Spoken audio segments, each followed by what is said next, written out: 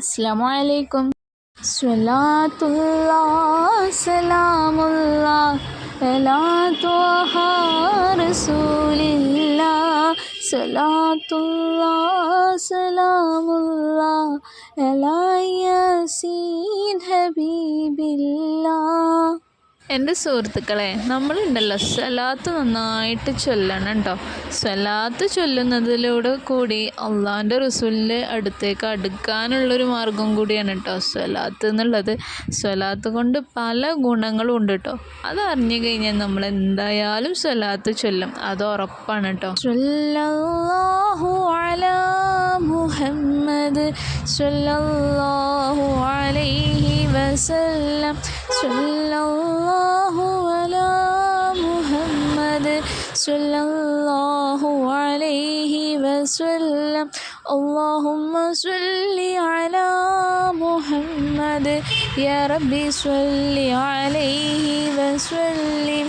ഞാനൊരു കാര്യം പറയാൻ വിട്ടുപോയിട്ടോ. നമ്മൾ മദീനത്തേക്ക് എത്തിക്കഴിഞ്ഞാൽ മദീനക്കാർ നമ്മളെ സ്വീകരിക്കാൻ വേണ്ടിയിട്ട് ഒരു ഈത്തപ്പഴം തരും കേട്ടോ. എന്താണെന്നറിയില്ല, അതിൻ്റെ ടേസ്റ്റ് ഉണ്ടല്ലോ, വളരെ നമുക്കൊരു കുളിരേകുന്നൊരു ടേസ്റ്റാണ് അതിൻ്റെ. അത് ഇപ്പോഴും അത് ഓർമ്മയിൽ വരും കേട്ടോ. ഇപ്പം നമ്മൾ കണ്ടുകൊണ്ടിരിക്കുന്നത് ഖുർആൻ പ്രസ്സാണ് കേട്ടോ. ഖുർആൻ അച്ചടിക്കുന്ന സ്ഥലമാണ്. നമുക്ക് ഇവിടുന്ന് ഫ്രീ ആയിട്ട് ഓരോ ഖുർആൻ വീതം നമുക്കെല്ലാവർക്കും ഇവിടുന്ന് കിട്ടിയിട്ടുണ്ട് കേട്ടോ. എല്ലാവർക്കും ഖുർആൻ കിട്ടിയിട്ടുണ്ട്. ഇനി നമ്മൾ കാണുന്നത് ഈത്തപ്പനത്തോട്ടാണ് കേട്ടോ. നിറയെ ഈത്തപ്പനങ്ങളുള്ള ഈത്തപ്പനത്തോട്ടത്തിലൂടെയാണ് ഇപ്പോൾ നമ്മൾ നടന്നുകൊണ്ടിരിക്കണേ. ഇതൊക്കെ വല്ലാത്തൊരു കാഴ്ചയാണ് കേട്ടോ. ഈത്തപ്പഴമൊക്കെ ഇങ്ങനെ തുളുമ്പി നിൽക്കുമ്പോൾ എന്താ അല്ലേ, അതൊക്കെ പറയാൻ പറ്റാത്ത ഒരു അനുഭൂതിയാണ് കേട്ടോ ഇതെല്ലാം. അള്ളാൻ്റെ റസൂലിൻ്റെ മേലെ സ്വലാത്ത് ചൊല്ലുന്നത് പോലെ തന്നെ നമ്മൾ അള്ളാനെ നന്നായിട്ട് സ്തുതിക്കണം കേട്ടോ. നമ്മൾ വെറുതെ ഇരിക്കുമ്പോൾ അൽഹംദുലില്ലാഹ് അൽഹംദുലില്ലാഹ് അങ്ങനെ പറഞ്ഞുകൊണ്ടിരിക്കണം കേട്ടോ. വെറുതെ ഉള്ള സമയം നമ്മൾ വേസ്റ്റ് ആക്കേണ്ട വെറുതെ. അതൊക്കെ വെറുതെ കൂലി കിട്ടണ, നമ്മൾ അറിയാതെ നമുക്ക് കൂലി കിട്ടണ വാക്കുകളാണല്ലേ അതെല്ലാം.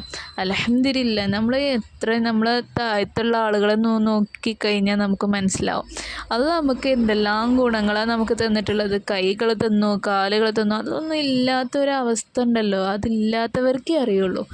അതൊക്കെ അപേക്ഷിച്ച് കഴിഞ്ഞാൽ നമ്മൾ എത്ര ഭാഗ്യവന്മാരല്ലേ. അനുഭവം പറയട്ടെ, നമ്മളിങ്ങനെ ബുദ്ധിമുട്ടി നിൽക്കുന്ന സമയം വരുമല്ലോ, അപ്പോൾ നമ്മൾ എന്തെങ്കിലുമൊക്കെ ഒരു ഇടങ്ങേറ് വരുമ്പോൾ എന്താവും, നമ്മൾ വളരെയധികം തളർന്നു പോവില്ലേ. എൻ്റെ സംബന്ധിച്ച് കഴിഞ്ഞാൽ പെട്ടെന്ന് ഞാനത് തളരും. പക്ഷെ ഉണ്ടല്ലോ, അള്ളാ എന്തെങ്കിലും ഒരു വഴി അവിടെ തെളിയിച്ച് തരും എന്നുള്ളതാണ്. അത് 100% ഉറപ്പാണ് കേട്ടോ. നമ്മൾ കുടുങ്ങിയെന്ന് വിചാരിച്ചിടത്തൊക്കെ എന്ത് ചെയ്യും, അള്ളാഹു തആല നമുക്ക് എന്തെങ്കിലും ഒരു വഴി കാണിച്ചു തരാൻ ആക്കൂല. അള്ളാഹ് എത്ര കാരുണ്യവാനാണെന്ന് നീ അങ്ങനെ ചിന്തിക്കാറുണ്ട് കേട്ടോ. ശരിക്കും പറഞ്ഞിട്ടുണ്ടല്ലോ, നമ്മളൊക്കെ ഭൂമിയിലെ സ്വർഗത്തിലാണ് കേട്ടോ. ഈ ഗാസത്തെ കുട്ടികളൊക്കെ ആലോചിക്കുമ്പോൾ, അവിടുത്തെ ബുദ്ധിമുട്ടുകളൊക്കെ ആലോചിക്കുമ്പോൾ അല്ലേ, നമ്മൾ എത്ര ഭാഗ്യവാന്മാരാ. അപ്പോൾ നമ്മൾ അള്ളാഹനെ എത്രയും സ്തുതിക്കണം കേട്ടോ. അത് ഒരിക്കലും മറന്നു പോകരുത് കേട്ടോ ആരും. ഏതായാലും അൽഹംദുലില്ലാഹ് ഇന്നേക്ക് 1 വർഷം തികയാണ് കേട്ടോ ഞങ്ങൾ പോയി വന്നിട്ട്. ഇനിയും കാണാനും അതറിയാനുമുള്ള തൗഫീഖ് അള്ളാഹ് എനിക്കും നിങ്ങൾക്കും എല്ലാവർക്കും നൽകട്ടെ എന്ന പ്രാർത്ഥനയോടെ ഞാൻ നിർത്തുകയാണ്. എൻ്റെ വീഡിയോസൊക്കെ ഇഷ്ടപ്പെടുന്നവരാണെങ്കിൽ എന്നെ സപ്പോർട്ട് ചെയ്യാൻ മറക്കരുത് കേട്ടോ. അങ്ങനെ ഞങ്ങൾ നാട്ടിലേക്ക് പോകാനുള്ള ഒരുക്കത്തിലാണ് നിങ്ങളീ കണ്ടുകൊണ്ടിരിക്കുന്നത്. സത്യം പറഞ്ഞാണ്ടല്ലോ, വീട്ടിലേക്ക് പോകുന്ന സന്തോഷമുണ്ട്, ഇവിടെ നിന്ന് മടങ്ങണ ഒരു സങ്കടവും ഉണ്ട് കേട്ടോ. എല്ലാം കൂടി കൂട്ടിച്ചേർത്ത് ഞങ്ങൾ നാട്ടിലേക്ക് പോവാണ്. ഇൻഷാ അല്ലാഹ് അടുത്ത വീഡിയോയിൽ വീണ്ടും കാണാം. അസ്സലാമു അലൈക്കും.